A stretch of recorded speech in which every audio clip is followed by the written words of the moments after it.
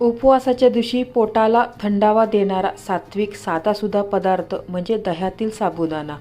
चवीला एक नंबर लागतो आणि बनवायलाही खूप सोपा आहे. उपवासाच्या निमित्ताने आपण नेहमी साबुदाणा खिचडी, वडे, आप्पे किंवा थालीपीठ हे पदार्थ बनवून खातो. पण हे नेहमी तेच तेच पदार्थ खाऊन कंटाळा येतो.